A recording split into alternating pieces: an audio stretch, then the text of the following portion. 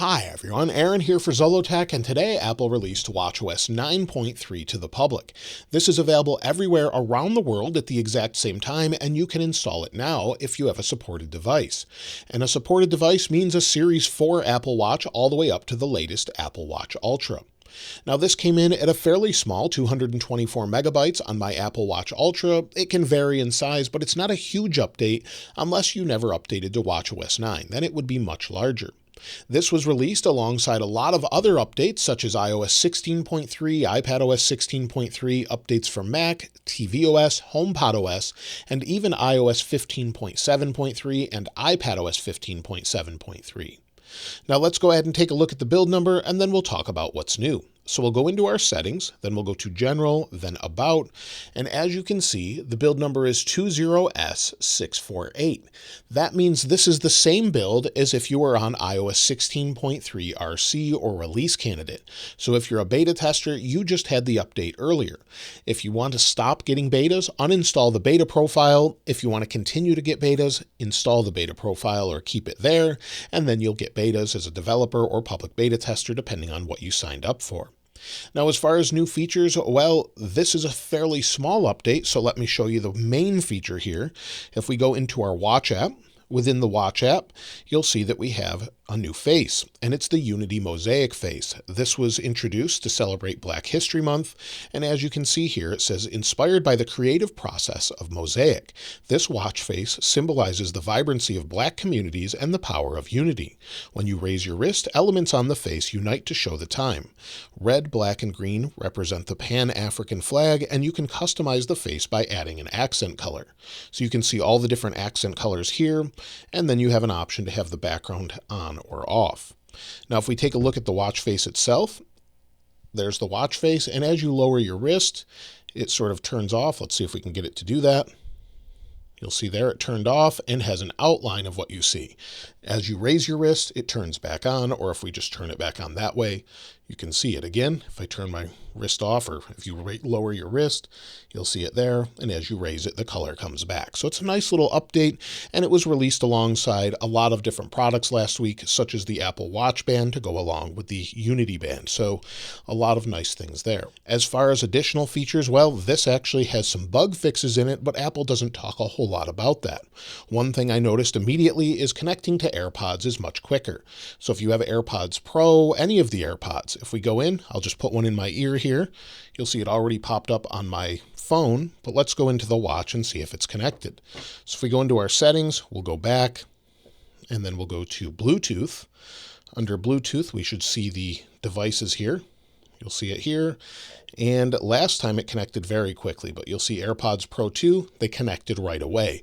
I've noticed overall connectivity seems to be quicker and syncing seems to be better, meaning if you delete a text here, it should sync back to your phone and delete it there and vice versa. So either way, it should be a little bit better and the features are working as expected. However, they don't specifically call out that they've fixed those issues for some reason. Now in this update, there are security updates, and let's switch over to Apple's security website. And if we go to the security website, as we scroll down, Apple typically updates this with the latest security updates. Now, this may or may not be updated by the time you're looking at this, as Apple's a bit slow to update this page. But once you go to this page, you'll see the different updates here. You'll see it has the last versions. And when you go into them, you can see all of the different security updates that are included with this update. I'll link that in the description so you can check it out. But that leads me to, should you install watchOS 9.3? And I would say absolutely, based off security updates and just the small bug fixes and of course the additional wallpaper. Additionally, there could be more bug fixes that Apple hasn't mentioned specifically, and it just seems to be performing pretty well. Other features we haven't seen, probably because Apple is updating different features very quickly in the background, such as the Fitness Plus updates with time to walk, some kickboxing fitness updates, and much more. So they seem to be pushing a lot of these in the background, and maybe that's the future of watchOS. Maybe they'll just have the apps and then push those in the future to make the updates seamless and just show up here and there. Now, as far as battery life overall, battery's been pretty good. You'll see I'm at 76%. It actually charged to 80 this past night. When I took it off the charger, it was at 80, so it's gone down 4%, and I'm not sure why it didn't charge to 100%, but that's okay. I don't really need it because it easily gets me through a day. By the time I go to bed, I'm usually above 50%. And if we take a look at my battery health overall and the battery, we'll just go down here. You'll see battery. We're at 76%. You can see where it charged and then started to discharge, and looks like it charged again. So you can see here it says last charge to the optimized limit 1 hour ago. Battery health overall on this device, it's doing pretty well. It's at 100%, and like I said, battery's getting me through the day. And as you've seen in this video, performance seems to be nice and fast. Opening different apps, so we'll go into medications. I don't have any set, but just opening different things seems to be nice and quick. If we go into the depth gauge here, you'll see it opens up. I've never really used that before. Go into the compass.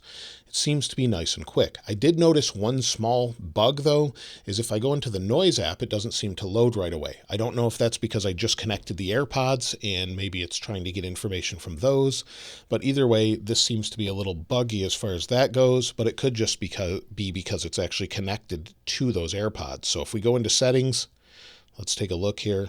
We'll go down to Bluetooth, and within Bluetooth, it doesn't look to be connected. So for whatever reason, that doesn't seem to be loading. I've had no other issues whatsoever until right now. So in general, it seems to be okay. As far as future updates, well, watchOS 9.4 Beta 1 probably will be this week or next week. Last year, they released it the day after the public release, so we could see it as soon as tomorrow or maybe next week if Apple decides to push it out a little bit. We're not sure exactly what Apple will have, but hopefully we'll have some additional features, workouts, maybe something we weren't expecting. As far as the watch face I'm using, since a lot of you ask that, this is actually the Infograph watch face. You'll see it's Infograph modular, and if we go to edit, you'll see the background and the color there, and then the complications. The one in the middle is an app called Lumi. It's a paid app, but I paid for it and have been using it for a while, and you'll see it says countdown to golden hour, sun times, countdown to moon times, and you can put other things there as well. But I just think it looks really good, and of course we have other complications such as the current weather, our compass, music, date and time, as well as messages. So that's typically what I'm using. I also keep the stock Wayfinder one available as well. That's part of Apple Watch Ultra, and of course we have the Unity Mosaic there. So that's what I have set up currently on my Apple Watch Ultra. If you've found anything else in watchOS 9.3, I'd love to hear from you in the comments below. And of course, if you'd like to get your hands on this wallpaper, it will be linked in the description as it always is. If you haven't subscribed already though, please subscribe. And if you enjoyed the video, please give it a like. As always, thanks for watching. This is Aaron. I'll see you next time.